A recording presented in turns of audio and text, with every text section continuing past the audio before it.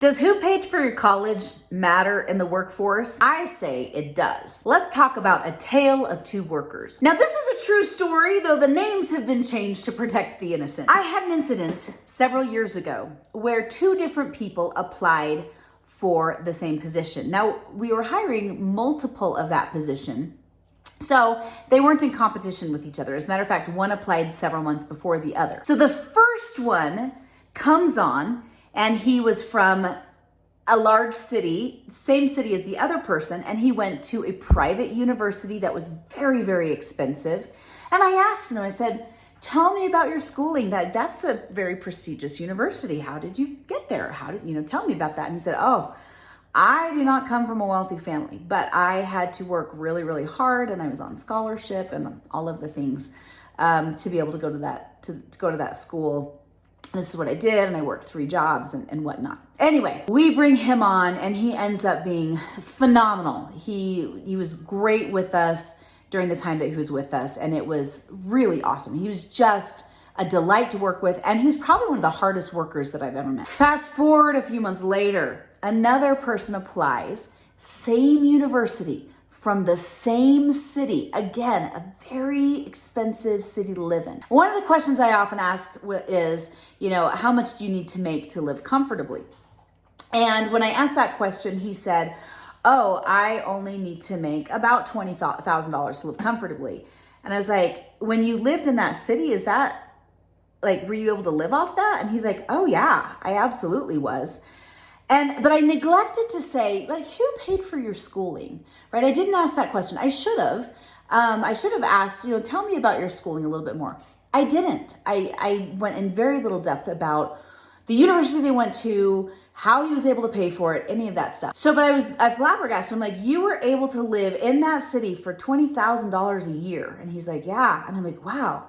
Anyway, we bring him on. Immediately, we have problems. Now, there were some other red flags that I should have listened to. And anytime I ignore my own flags and my own markers, I always regret it. So he comes on, and he does not like to work. And he challenges, brand new to this industry, and he challenges everything his supervisor says. I mean, everything. His supervisor, who's been in this industry for 20 years, and he challenges it all. Finally, one day, he comes and he says, oh my gosh, I am shoveling out so much money. And everybody's like, what do you mean? You don't pay to be in this office? What do you mean you're shoveling out all this money? And he's like, I have to pay for my car. I have to pay for my apartment. I have to pay for my food. I have to pay for my gas. This is ridiculous. And I stopped. I'm like, wait.